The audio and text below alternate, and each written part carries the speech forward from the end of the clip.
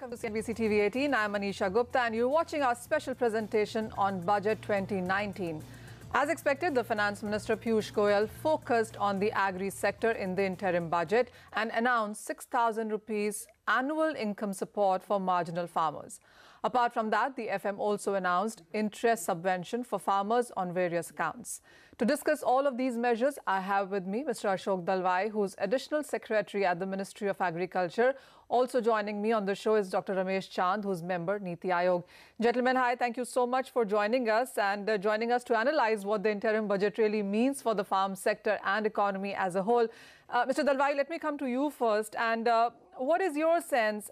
Is the financial assistance of 6,000 rupees per annum for farmers holding land less than 2 hectares, is that enough really? Yeah, I think we should not look at it in terms of sufficiency. It is meant to be a supplemental income support to the farmers. The strategy and the policy of this government is to generate higher incomes from farming by treating agriculture as an enterprise and facilitating policy focus to that extent. So now that we also know that agriculture is a highly vulnerable enterprise all along its value chain, both at production and post-production stages, there would be some need for an income support. So we should not measure this in terms of sufficiency. But what we should look at it as that it is a historical first step taken by the government to move towards income support on an assurance basis. And since this is only a starting time, this is not the end of it. There can be always progress towards that. And we, in the last 3 years, have been focusing on policy reforms so that the liberalization happens, the reforms happen, and the farmers are able to monetize their produce more efficiently. Today, the production is not a challenge at all. In fact, the production has been growing, the productivities have been growing. What is very critical is to move from the low-value crops to the high-value crops, and the policies are in that direction. For example, the higher MSP that was given by government last year with a broad-based procurement for all the 22 notified agriculture commodities was a historical step by itself. And this year's income support is a step towards that. Let me sum up by saying that the whole policy is to move from agriculture to farmer. When you talk only of agricultural growth, we are basically chasing agriculture commodities from the consumer's perspective. Now that the agriculture sector has ensured the food security for the citizens of this country, it is now the responsibility of the nation to ensure income security for the farmers. So therefore, the whole point today is how to ensure farmers' welfare. And welfare consists of economic welfare and social welfare. So economic welfare means that we are able to generate higher incomes from agriculture, and our policies are working towards that. Whereas in social welfare includes a lot of things, including health and educational support and pension support. And this income support is a step towards that direction. And so we should look at it as a comprehensive package and don't look at 2019-20 budget in isolation, but look at it as a continuation of the policies that have been initiated in 2014-15. I get your point, Mr. Dalwai, but getting Dr. Chand in the conversation as well. And I get your point that we shouldn't look at it as sufficient or symbolic or because it's an election year. But even as there has been a lot of expectation from, even if it was an interim budget, we simultaneously have seen massive protests from farmers in Delhi and the northern regions. What really has led to that? Again, the same question, while the expectations were very high, and even if I make comparison to what the states have been doing in sense of the scheme like Kalia or Raitu Bandhu, the numbers fall short of those numbers and short of the expectations as well.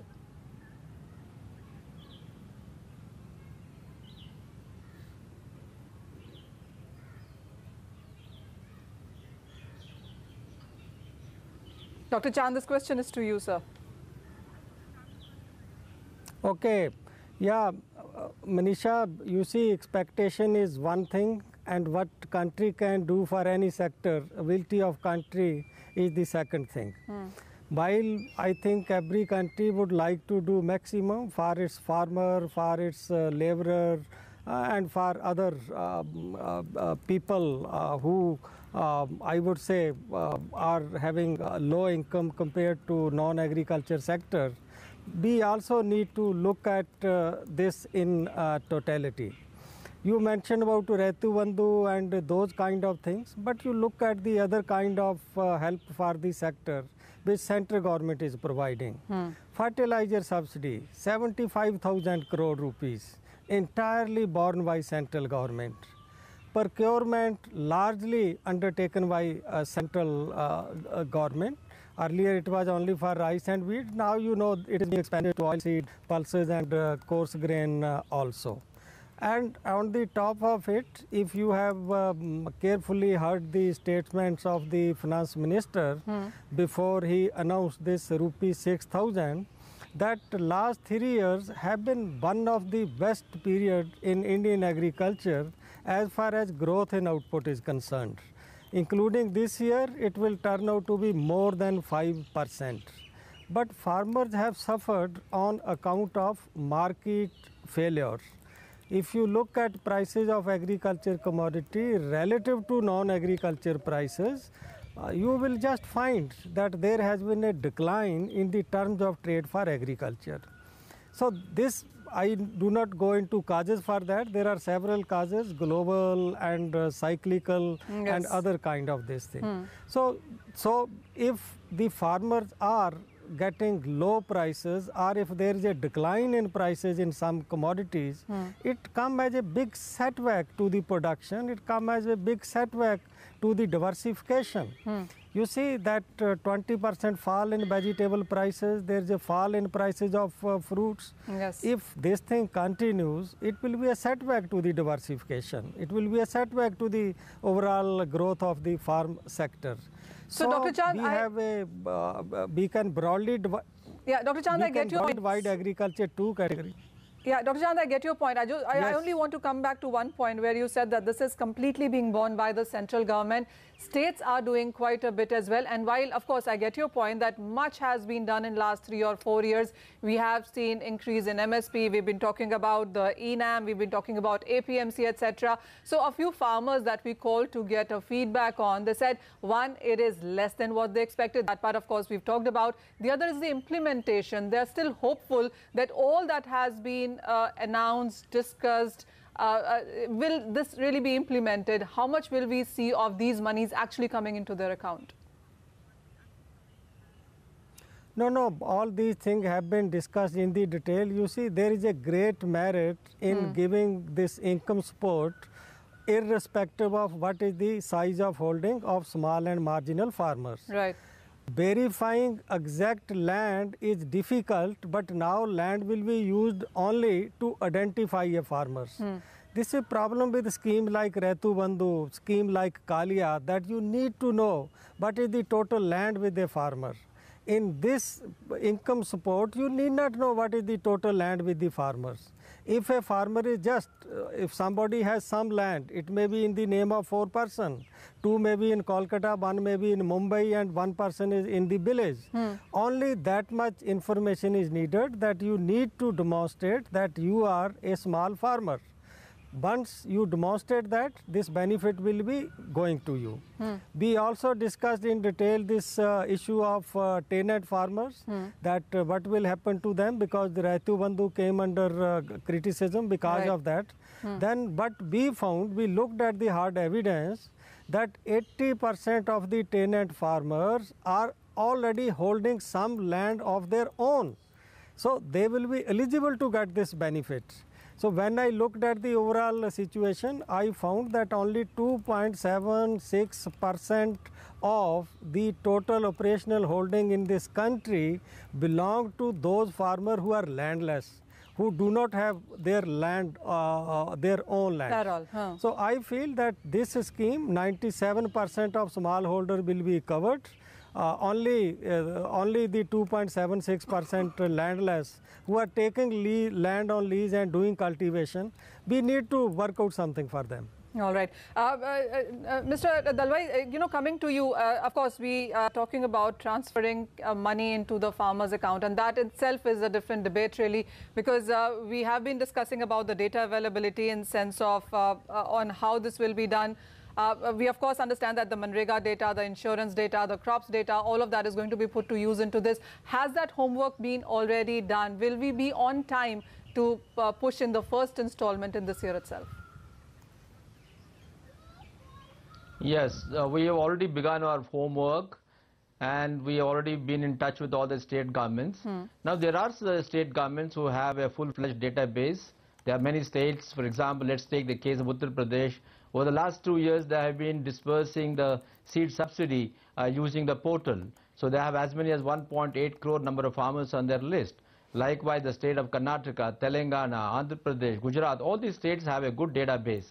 Now, what we are going to do is that the guidelines, of course, are being issued this week, and then we have nominated nodal officers for all the states at the senior level of joint secretaries and above. They will be all going to the states, discussing with the chief secretaries and the nodal secretary of the department, and studying the existing database. Then we should be able to, based on the authentication of the state governments that these are the small and marginal farmers who own 2 hectares or less, we will be able to seed that particular database with Aadhaar and the Jan Dhan account, and then build a workflow. So in fact, our NIC team has already begun to work on a workflow, and we are confident that the targeted date of March 1st, we should be able to transfer the first tranche of 20,000 crore, that is rupees 2,000 per farmer. So we are on track, and the work is beginning, rather has begun right on the spot. Perfect. That sounds music to ears. But gentlemen, stay on with us. Ramesh Chand of Niti Aayog. Dr. Chand, let me come to you first. And while, of course, much has been said and done for the farm sector, the expectation is that even with the interim budget having come and gone, there are few things that could be rolled out. There are more expectations from the farm sector, even as where we stand. So I actually want to go back to some of the schemes that have already been done, the existing schemes. What is your take on that? Does anything change on to this, or the implementation part? How would you see that being done for the year, this being an election year? The expectations are that whatever slowdown or whatever push that we did not see in the last few years perhaps could be seen now in this year.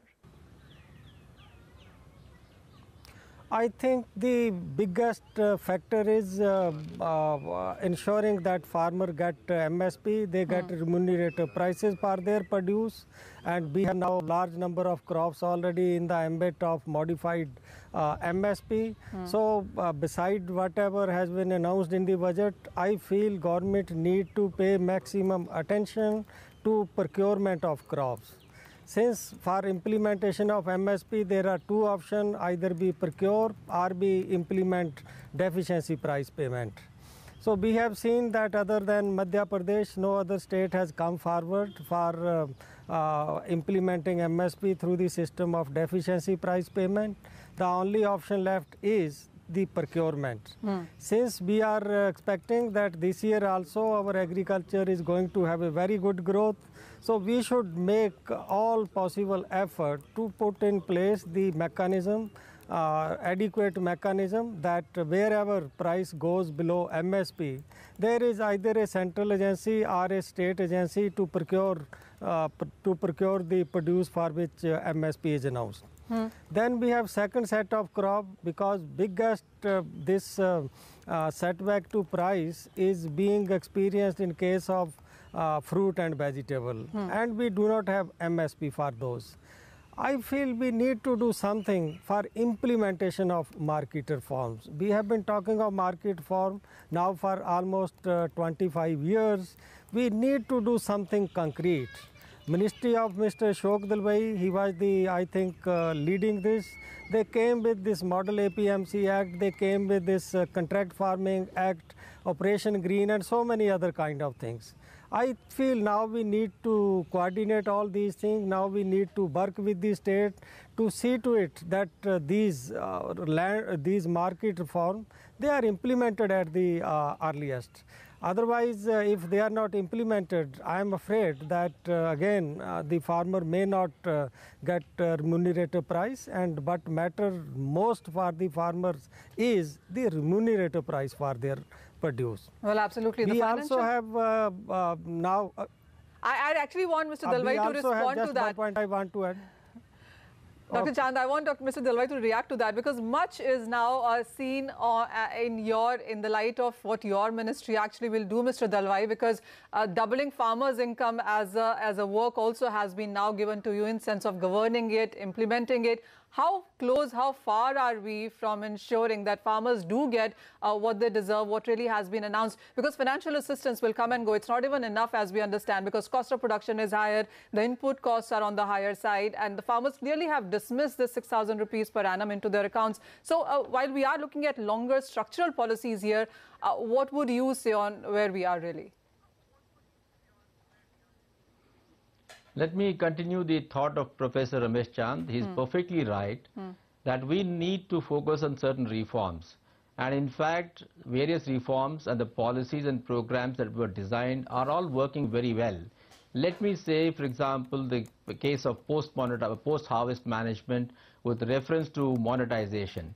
We are working on two pillars. One is market reforms, for which we have the online trade platform via the ENAM. And the second one, of course, is the broad-based MSP procurement. You will be very happy to know that ENAM, which was launched in 2016, has begun to perform very well. And one of the key performance indicators is what is the number of bids that a particular farmer's lot gets at the APMC market. What was 2.8 on an average per lot in 2016 has now gone up to 4.8. Which only means that we have succeeded through this online trade to break the cartelization of the traders and the commission agents and integrate the physically dispersed markets. But Mr. Dalwai, therefore the price discovery for the farmers is much better. Yeah. But Mr. Dalwai, I just would like to complete that thought. Sure. Yes. Yeah, please go ahead. Go ahead. Yeah. Mr. Dalwai, I just wanted to inject in a thought that while ENAM, of course, has seen better results from where we started, but weren't the targets much higher in sense of commodities, participation, states coming in as well? Would you say that we still are nowhere closer to that? Not at all. In fact, we are pretty ahead of the target. For example, we were supposed to have onboarded 585 number of markets by last year. We have crossed that particular target. We also have Karnataka state, which has its own online trade, and they have onboarded 153 markets. By now, we have more than 800 markets now onboarded in our country out of 2,700, and we are targeting another 200 this year. But I was only giving that example to tell you that our reforms have begun to show results. Sure. And since there will be inefficiencies in the agriculture market, we need to have a government intervention. Therefore, the broad-based MSP procurement has come in. As Professor Ramesh Chand was talking about, that now the MSP procurement has also begun to show results. Let's take the case, for example, of pulses and oilseeds. Almost till 2014-15, we had a situation where the focus was primarily on wheat and paddy, and the procurement of pulses and oilseeds was very meager. In the last 4 years, we have been able to procure a very high quantity of pulses and oilseeds. For example, 9.6 million tons of pulses and oilseeds have been procured, and that has benefited large number of farmers, and that money has been directly transferred into the accounts of the farmers. That is one classic case of how we can ensure that the monetization happens in the markets and the farmers come to benefit. With the broad-based procurement, now under the price support scheme along with the price deficiency payment, larger number of states have begun to participate. Earlier the procurement was limited to a few states, but today we can see that it has got spatially distributed across the country, and larger number of states are in the process. Okay. Let me also come back to this particular budget. I think we should not be just looking at the assured income transfer of rupees 6,000. Okay, it is more importantly, there are also certain transformation issues. As I said, we have been now moving from agriculture to farmer, because so far when we were talking of agriculture, we had been chasing commodities, and commodities were with respect to the consumers.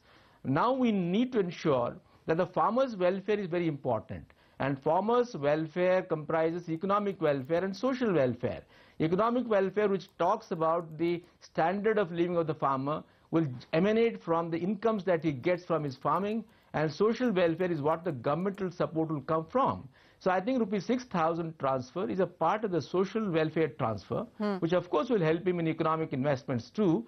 But along with that, I think we should also keep in mind that for the first time, the unorganized sector, which also comprises the landless agriculture labor, will stand to benefit. With this now mega pension scheme that has come, the pension scheme now talks about a matching grant that the government of India will deposit into the accounts as whenever the farmers or the landless agriculture laborers and other kinds of unorganized labor deposit ₹55 if they're joining at the age of 18 and 100 rupees if they're joining at the age of 29. Right. Now this landless agriculture labor class will stand to benefit from an assured pension of ₹3,000 per month after the age of 60. So now this is also a part of welfare. Yes, and more importantly, the agriculture, which has generally been equated to the crop sector, is now transcending and expanding its horizon. Agriculture means crop sector, it means horticulture, it means animal husbandry, dairy, poultry, as well as fishery sector. Yes, and we've seen now much of that to have a being separate brought department of fishery sector into the ambit. Yes, yes.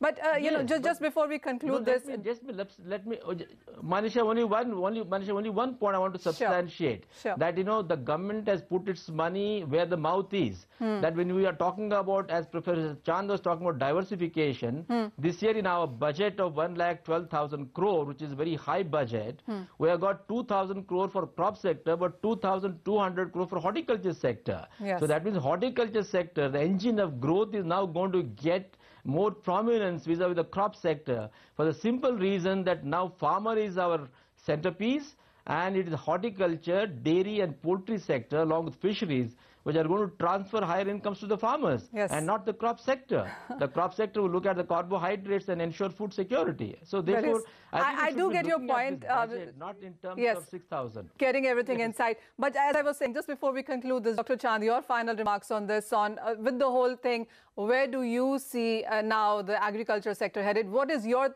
thinking or thought on what really needs to be done on priority right now?